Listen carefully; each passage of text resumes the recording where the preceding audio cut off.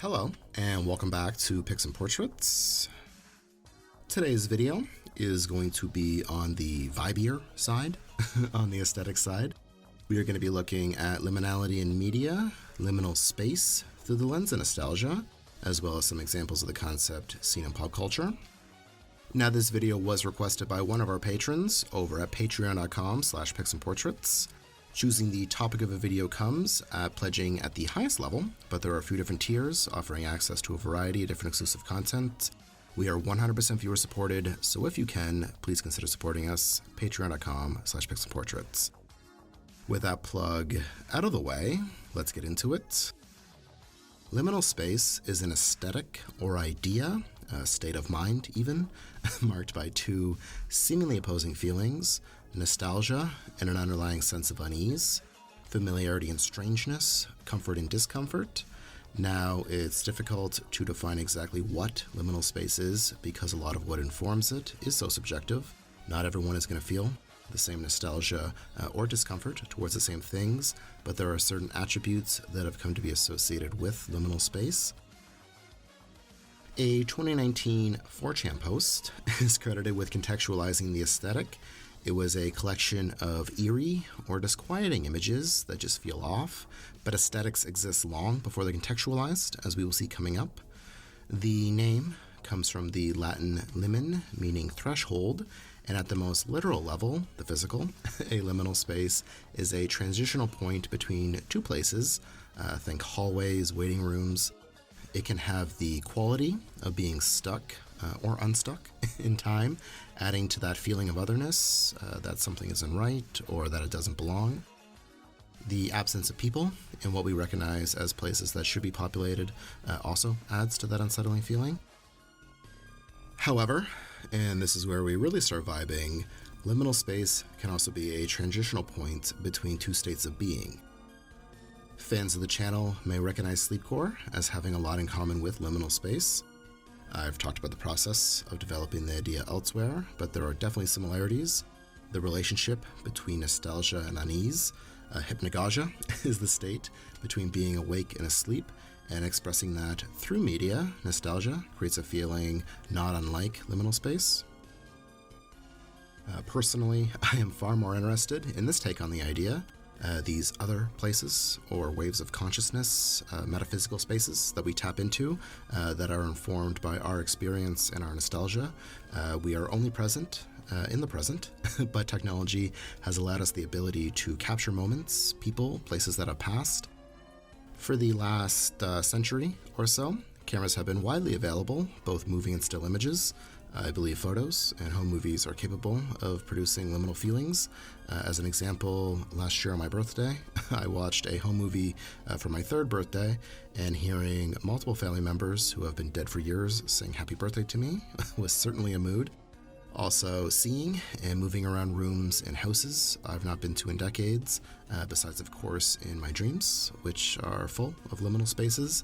I'm sure you've all had dreams that are at once sentimental and extremely off-putting, bringing you back to places you remember, slightly altered, but still recognized as somewhere you've been. So, now that we have an idea of what liminal space is, I'd like to look at some examples from pop culture from different decades. Again, these ideas exist before they're contextualized. We are going to be starting with one of my favorite shows, The Twilight Zone. This show's entire premise seems built around liminal space and regular people transitioning between their real life and entering a paranormal alternate state, the Twilight Zone.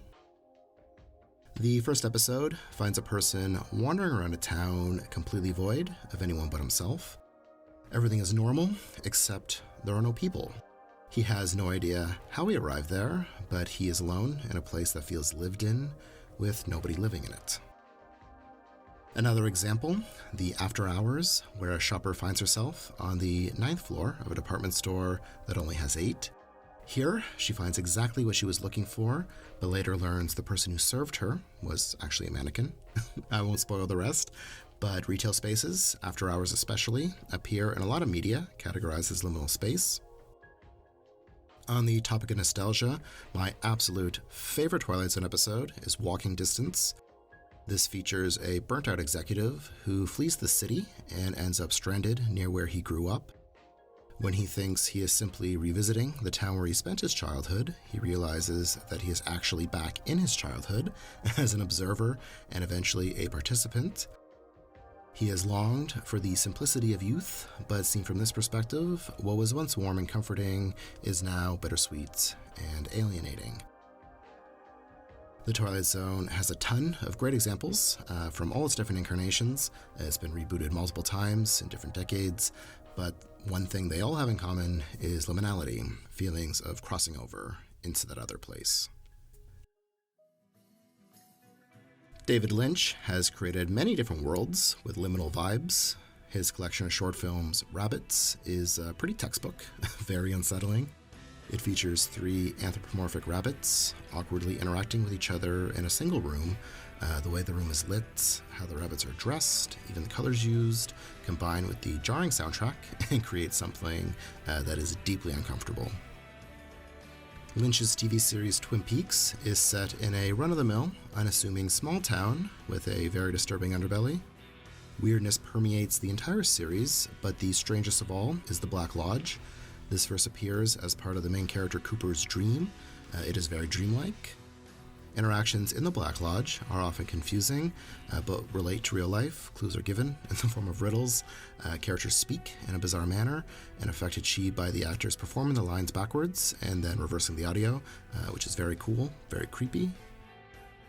Speaking of creepy, the video game Silent Hill is another great example of liminal space. These games are all connected by the town of Silent Hill, a place different people find themselves visiting for different reasons. Like Twin Peaks, it's a fictional American town, completely drenched in fog and inhabited by monsters. Personal trauma is a heavy theme in all these games, people confronting their negative memories, mistakes, and regrets from the past. Within Silent Hill, there is also an alternate dimension or place known as the Otherworld. This basically takes the already weird and upsetting vibe to a whole other level and is seamlessly connected to the real world and is also informed by it. I don't need to tell you that this is unsettling, but what really adds to the mood is the music. Juxtaposing against the horrific images is a soundtrack that is slow, reflective, and even peaceful. Up next, we have the 1995 TV miniseries The Langoliers, adapted from the novella by Stephen King. This features a group of passengers on a red-eye flight that passes through a bizarre light, causing everyone who was not asleep to disappear. Those who were asleep land, but find themselves in an airport that is completely deserted. Beyond being the only people, there are other strange occurrences, like losing their sense of taste. There are also these strange noises that are revealed to be creatures from one of the characters' pasts, the Langoliers. This series is very similar to the Twilight Zone episode The Odyssey of Flight 33, where a commercial flight travels back in time. Air travel itself can be considered a liminal experience. You are suspended in air, in a plane, transitioning between two places through different time zones. The end of 2001: A Space Odyssey is another example. Passing through the Stargate, David arrives on another planet or plane of consciousness, depending on how you see it, in the form of a room. This room is seemingly removed from time. There are references to both the past and the future. Another Kubrick film, The Shining, is also full of environments that can be considered liminal spaces. Danny and his big wheel down the different hallways is the most obvious. The gold room, the ballroom, places that carry nostalgia that we can recognize, even if we didn't live in the period, the 20s, 30s, 40s, that they're evoking, while at the same time feeling very unsettling. We can feel nostalgic for periods we never experienced, and that alone is capable of producing liminal feelings. Strange familiarity. We are going to be wrapping things up with the most popular example of liminal space, the meme The Backrooms. This is a creepypasta involving an endless maze of randomly generated office rooms, visually very yellow, the sound of buzzing fluorescent lights, smelling of wet carpet. Those are the senses that it works with. It is meant to represent where you go when you no-clip at a reality. This is a term used in video games when you glitch or go outside the boundaries set by the game's design. The Backrooms started as a post, but has since been expanded upon by many different users. Different levels have been added, new aesthetics, new theories, and the idea has been explored in various mediums, games, video, even music. And yeah, very interesting stuff here. I think there are a ton of possibilities to explore identity and experience through these kind of alternate states.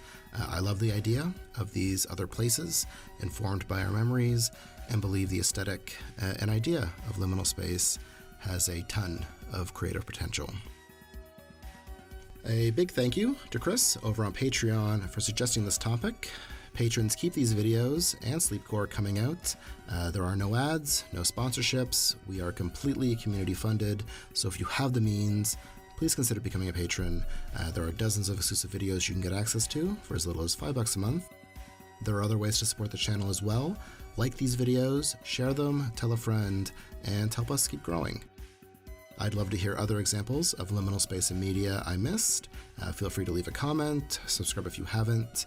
As always, thank you all so much for your interest in this channel, and thanks for watching. See you on the other side.